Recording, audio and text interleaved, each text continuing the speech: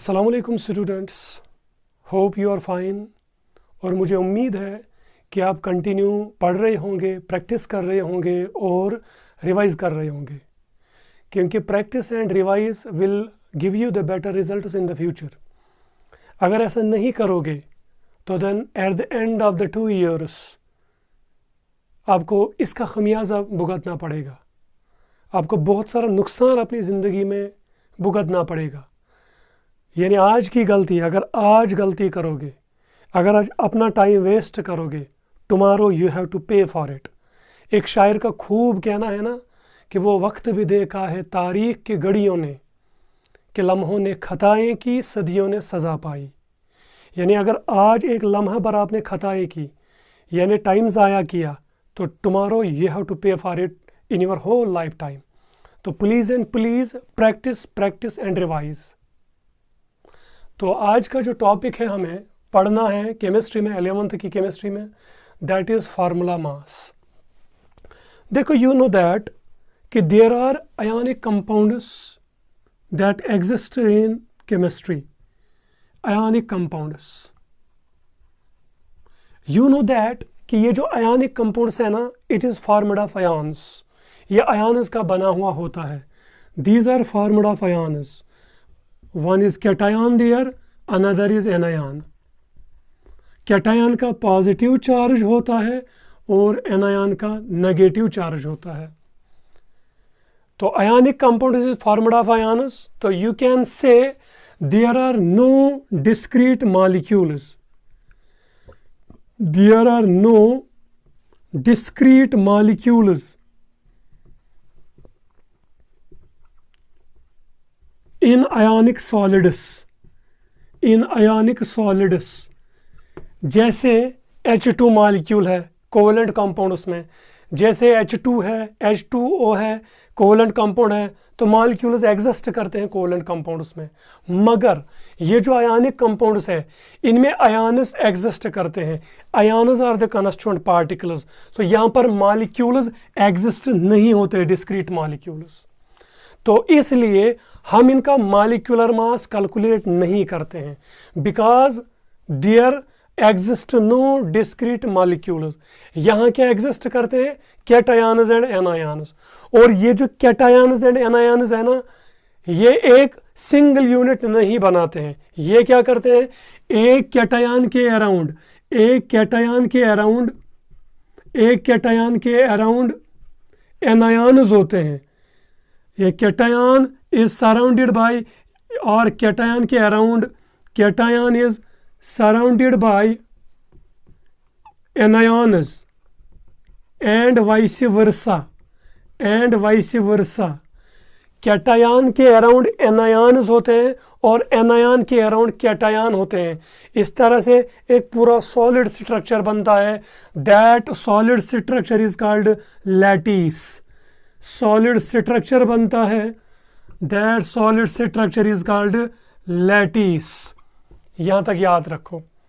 यानी ionic compounds में discrete molecules exist नहीं करते हैं। That is why we do not calculate molecular mass. That is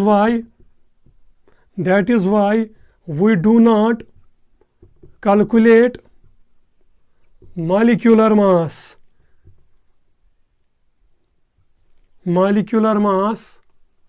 in ionic compounds. तो हम आयोनिक कंपाउंड्स में मॉलिक्यूलर मास काउंट नहीं करते हैं, न कैलकुलेट करते हैं, because in ionic compounds the constituent particles are cations and these ions are surrounded by each other. एक कैटायन के अराउंड एनायन्स होते हैं, एक एनायन के अराउंड कैटायन्स होते हैं। फॉर एग्जांपल, अगर हम NaCl की बात करेंगे, for example we talk about NaCl, sodium chloride के बारे में हम बात करेंगे। सोडियम क्लोराइड में अगर हम देखेंगे Na पॉजिटिव के अराउंड 6 Cl नेगेटिव आयन्स होते हैं, और इसी तरह Cl नेगेटिव आयन के अराउंड 6 Na पॉजिटिव आयन्स होते हैं। तो यहाँ पर हम मॉलिक्यूलर मास इसलिए कैलकुलेट नहीं करते हैं। सो जो फार्मूला होती है ना इस आयोनिक कंपाउंड की, जो फार्मूला होती है उस आयनिक कंपाउंड की, उन्हीं के एटम्स का हम एटॉमिक मास ऐड करते हैं और that total mass is called the formula mass. यानी हम देखते हैं एक आयनिक कंपाउंड की क्या फार्मूला है, उसमें कौन कौन से एटम्स है, उन्हीं के एटॉमिक मासेस को हम ऐड करते हैं और वहां से क्या निकलता है, फार्मूला मास। तो व्हाट वी डू, हम क्या करते हैं, हम आयनिक कंपाउंड, जो आयनिक कंपाउंड होता है उसकी जो फार्मूला होती है, और उस फार्मूला जो एटम्स प्रेजेंट होते हैं उनके एटॉमिक मास को हम ऐड करते हैं। वी ऐड एटॉमिक मास, उन एटम्स का हम एटॉमिक मास ऐड करते हैं जो उस आयनिक कंपाउंड की फार्मूला में प्रेजेंट होते हैं। यहाँ तक आया समझ में? तो सिंपली हम ये बोल सकते हैं, हम ये यहाँ पर ये बोल सकते हैं या ये कंक्लूजन निकाल सकते हैं कि जो एक आयनिक कंपाउंड की फार्मूला होती है, उस फार्मूला में जो एटम्स प्रेजेंट होते हैं उन एटम्स के एटॉमिक मास को हम ऐड करते हैं, वहां से क्या निकलता है, फार्मूला मास। तो अब हम इसकी डेफिनेशन लिखते हैं। यहां तक पहले नोट करो कुछ।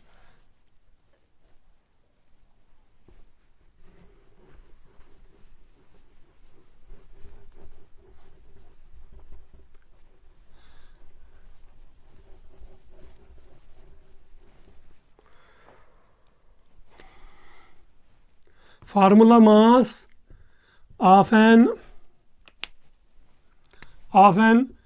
ionic compound is calculated by the sum of atoms present in the formula of an ionic compound।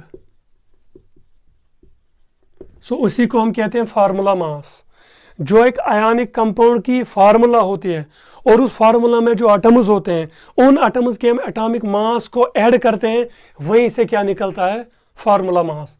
Example हम देंगे। फॉर एग्जाम्पल NaCl, यहाँ पर सोडियम है कैटायन, Cl है एनायन। तो Na का मास कितना है, 23, और Cl का क्या है, यानी 23U, और Cl का क्या है, 35.5U।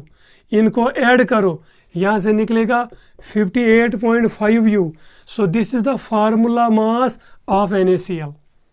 यानी हमने एटॉमिक मासेस को ऐड किया उन एटम्स का जो एटम्स प्रेजेंट होते हैं आयनिक कंपाउंड में। इसी तरह फॉर एग्जांपल हम लेंगे CaCl2 कैल्शियम क्लोराइड। कैल्शियम का एटॉमिक मास है 40U। इसी तरह एक Cl का है 35.5, दो का होगा 71U, तो ये टोटल आएगा 111U। So this is the formula mass of calcium chloride. यहाँ तक आया समझ में? इसी तरह for example CaSO4 calcium sulphate.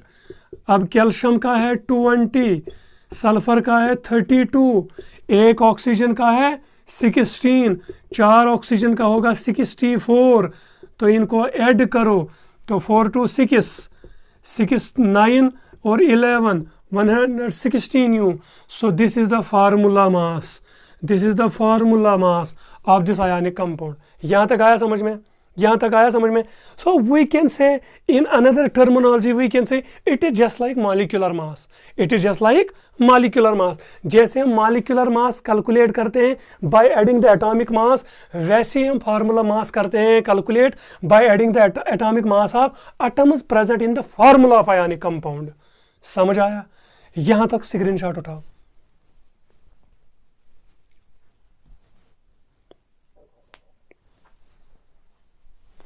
अब देखो,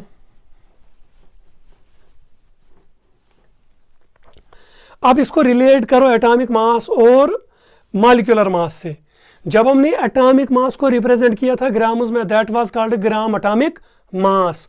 उसी तरह जब हमने मॉलिक्यूलर मास को रिलेट किया था, रिप्रेजेंट किया था इन ग्राम्स में, that was called gram molecular मास। उसी तरह अगर हम फार्मूला मास को रिप्रेजेंट किस में करेंगे, ग्राम्स में, that is called gram formula mass. तो यहां पर और एक टॉपिक आएगा, ग्राम फार्मूला मास। तो लिखो topic, gram formula mass.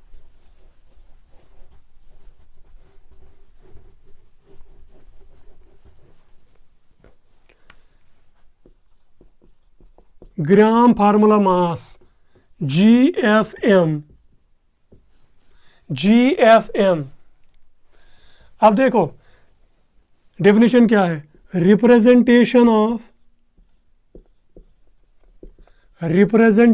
Of formula mass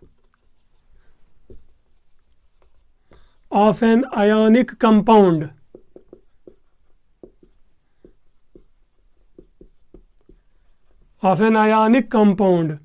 in grams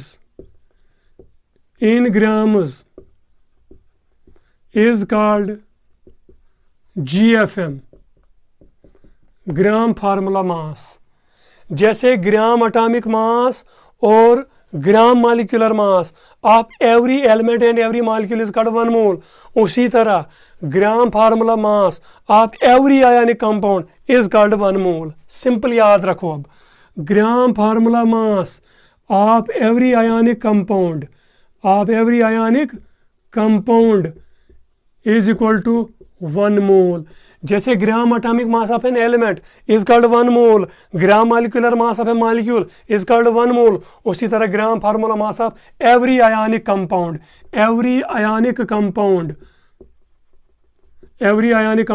is 1 mole. यहां तक आया समझ में? तो जैसे वहां पर हमने नंबर ऑफ मोल्स कैसे निकाले थे, गिवन मास या सीधे मास लिखो divide by gram atomic mass और ग्राम मॉलिक्यूलर मास, यही किया था ना। तो यहां पर भी नंबर ऑफ मोल्स निकलेंगे। So number of moles is equal to given mass divide by gram formula mass. तो ये बनी टर्म। यहां तक आया समझ में? क्वेश्चन ऐसे आ सकता है, question calculate number of moles in 5.85 gram sample of NaCl। आपको पता है इसका ग्राम मॉलिक्यूलर मास, ग्राम फार्मूला मास किसके बराबर है, 58.5 ग्राम, वही है ना, 58.5 ग्राम। तो नंबर ऑफ मोल्स किसके बराबर आएगा, 5.85 ग्राम, ये है ना गिवन मास, और डिवाइड बाय 58.5 ग्राम पर मोल। जैसे समझो, लिसन केयरफुली, NaCl का है फार्मूला मास 58.5 U, इसको हमने रिप्रेजेंट किया ग्राम्स में, यह बना 58.5 ग्राम, यानी यही है ना 1 मोल, इसलिए हम कहते हैं इसको पर मोल। यानी 1 मोल को कितना मास है ऑफ NaCl, 58.5। जैसे अभी हमने CaCl2 का मास निकाला था कितना, 111 U, ये क्या बनेगा 111 ग्राम। This is actually 1 mole of CaCl2, इसलिए पर मोल भी लिखते हैं। यानी 1 मोल को कितना वजन है ऑफ CaCl2, 111 ग्राम। समझ आया? इसी को हम कहते हैं ग्राम फार्मूला मास, यानी given mass divide by gram formula mass. तो gram and gram cancel, mole जाएगा ऊपर, N is equal to your record 0.1 mole is the answer. लिखो यहां तक, ये नोट करो।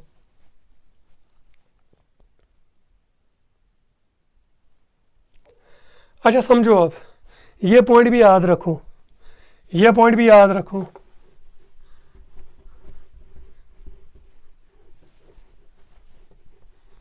यहां तक आया समझ में? तो ये इक्वेशन याद रखो, number of moles is equal to given mass divide by gram formula mass. किन के लिए? आयोनिक कंपाउंड्स के लिए।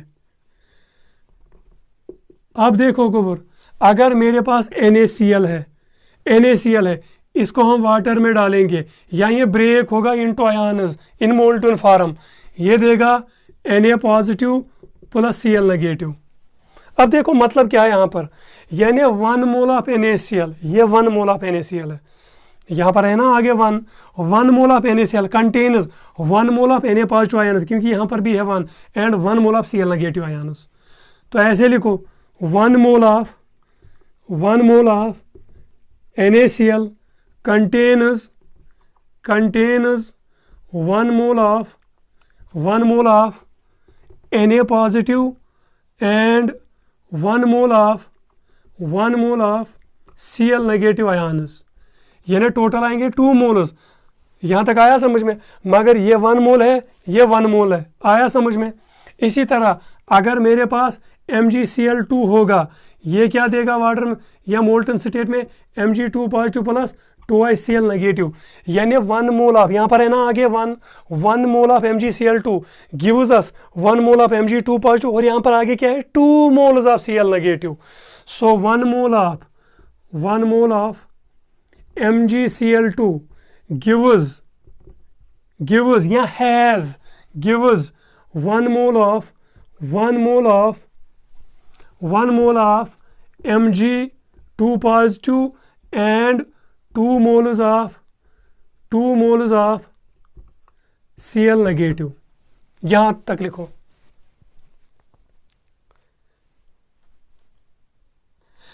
अच्छा, AlCl3 में क्या होगा फिर? Al3 positive plus thrice Cl negative, यानी 1 mole of AlCl3 aluminium chloride gives 1 mole of Al3 positive and 3 moles of Cl negative ions. इसी तरह CaSO4 gives us Ca2 positive plus SO4 negative, 1 mole of CaSO4 calcium sulphate CaSO4 1 mole of calcium sulphate gives 1 mole of calcium 2 positive ions and 1 mole of sulphate ions. यहां तक आया समझ में? लिखो यहां तक।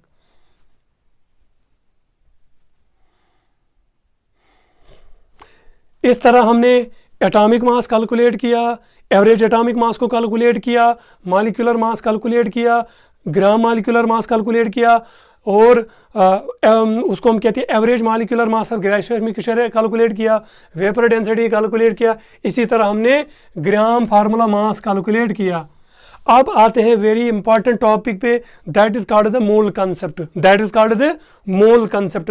Very important concept of chemistry, you can से मोल concept is the heart of chemistry. अब हम वही डिस्कस करेंगे।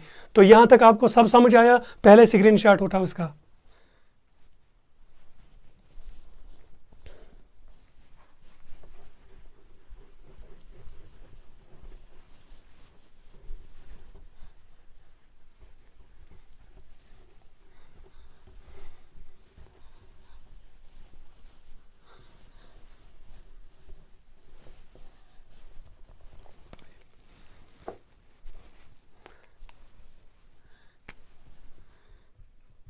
Mole concept,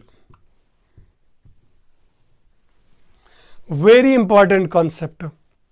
So you can call it, it is the heart of chemistry. Very, very important concept. Now listen carefully.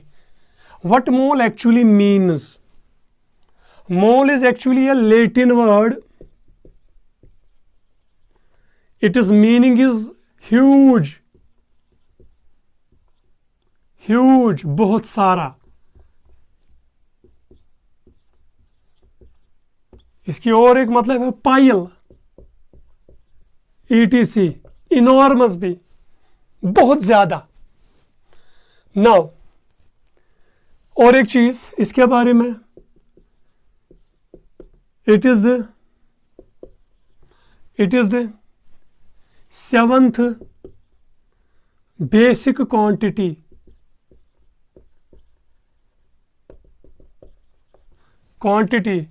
It is the 7th basic quantity of measurement.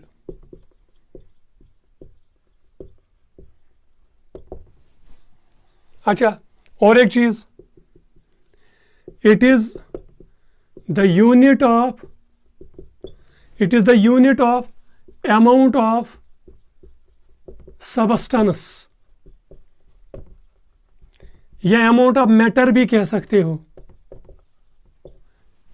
यानी matter का जो unit है ना, amount of matter का जो unit है, what is that? That is mole. तो अगर आपको कोई बोलेगा जैसे what is the unit of language, that is metre, what is the unit of time, that is second, इसी तरह what is the unit of amount of substance और amount of matter, that is mole. यहां तक आया समझ में? Easy है ना, इजी है। और एक चीज, चौथा point, it is also called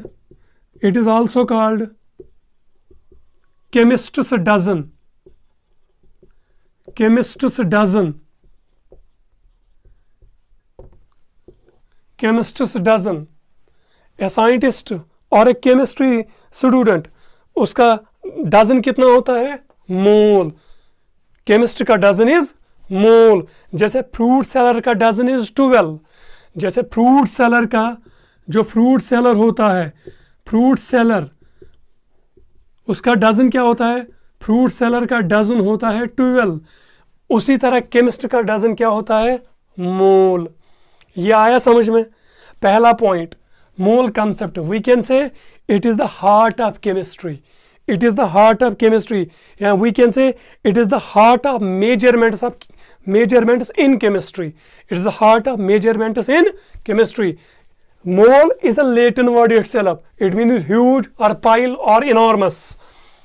It is the 7th basic quantity of measurement. It is the unit of amount of substance. It is also called a chemist's dozen. You know that. यहाँ तक आया समझ में? अब देखो what mole actually means.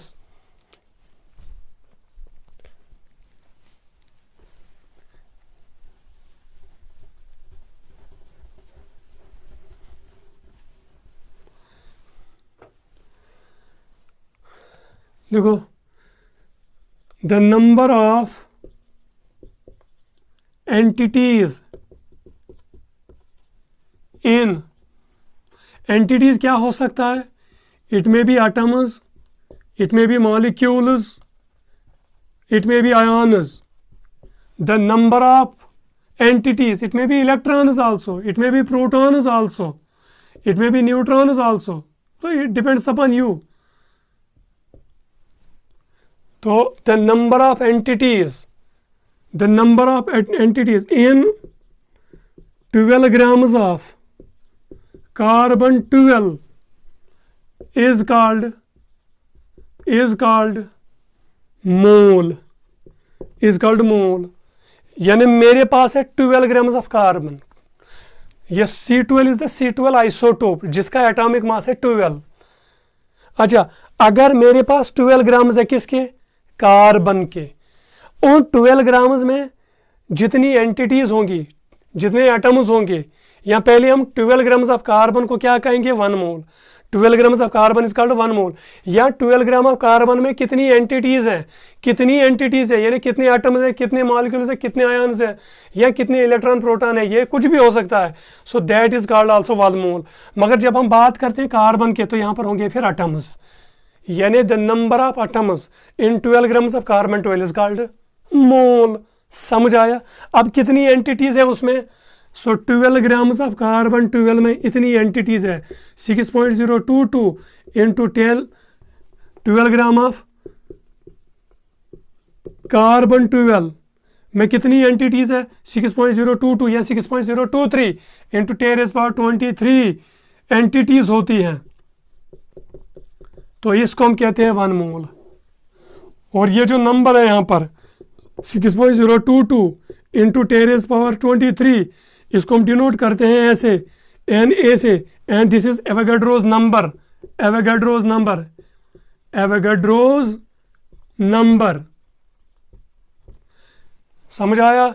यानी इतने amount of particles, इतने amount of entities is mole. समझ आया? यहाँ 12 ग्राम्स ऑफ कार्बन इज 1 मोल।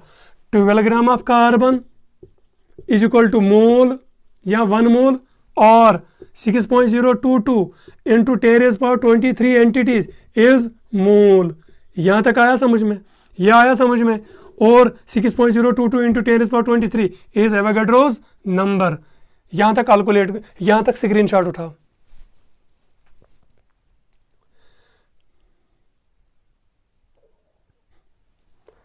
अच्छा अब समझो, पॉइंट को समझो, यहां तक आपको आया समझ में कि 12 ग्राम ऑफ कार्बन 12 में कितनी एंटिटीज है, that is called 1 mole. 12 gram is 1 mole, और उसमें जितनी नंबर ऑफ एंटिटीज होगी that is also 1 molar mole. अब क्वेश्चन उठता है कि why mole concept is in chemistry, why mole concept is in chemistry.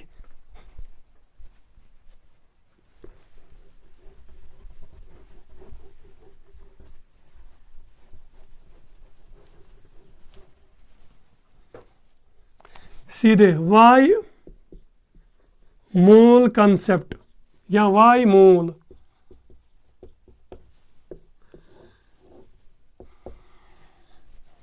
अब देखो गोपरमैन, अभी तक हमने बोला gram atomic mass of every element is 1 mole, gram molecular mass of every molecule is 1 mole, gram formula mass of every ionic compound is 1 मोल। ये आया समझ में। अगर हम देखेंगे in terms of gram atomic mass, 12 gram of carbon में, यानी carbon 12 में कितने एटम्स होंगे, 6.022 इंटू 10⁻23 एटम्स, यही होंगे ना। या 13 ग्राम ऑफ C13 में is equal to 6.022 into 10⁻23 atoms होंगे, यही होगा ना। इसी तरह अगर हम देखेंगे N2 यानी 28 ग्राम ऑफ N2 में कितने मॉलिक्यूल्स होंगे, 6.022 इंटू 10⁻23 मॉलिक्यूल्स, यही है ना। इसी तरह अगर हम देखेंगे 98 ग्राम ऑफ H2SO4 में कितने मॉलिक्यूल्स होंगे टोटल, 6.022 इंटू 10⁻23 मॉलिक्यूल्स, समझ आया।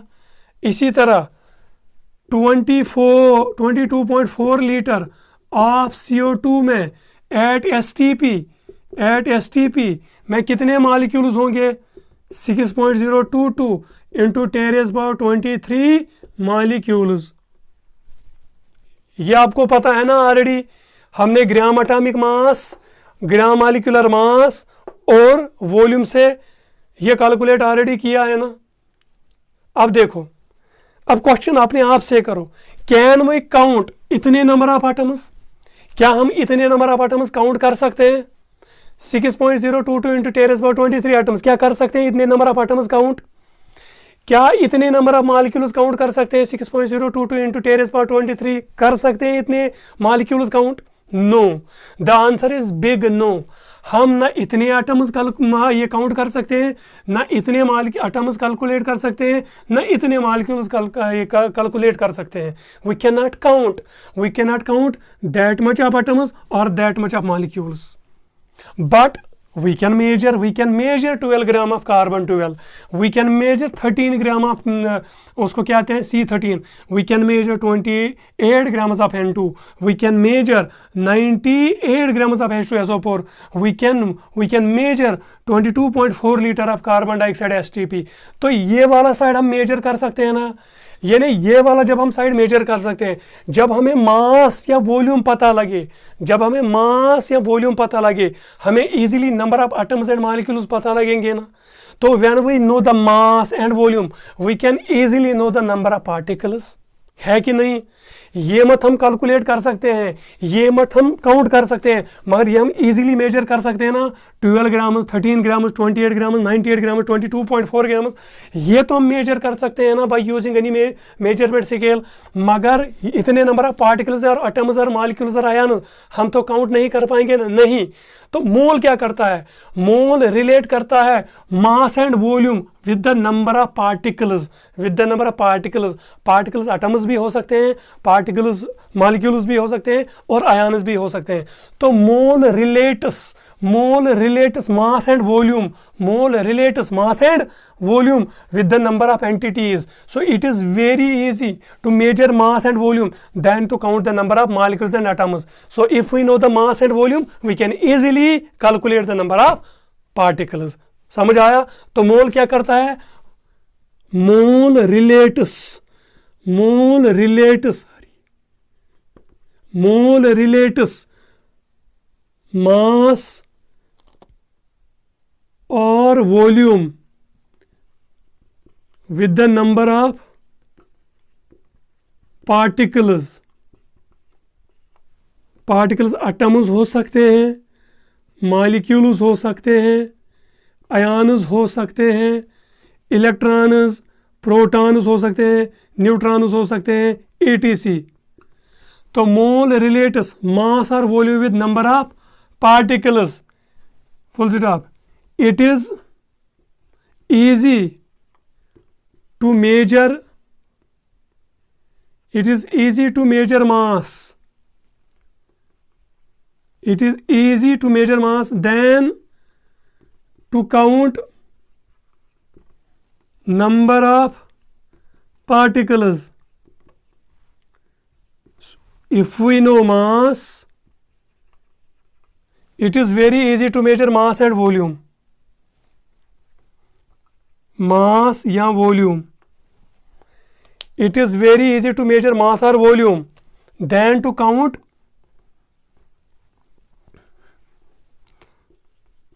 mass or volume than to count number of particles. If we know mass या volume, we can easily calculate number of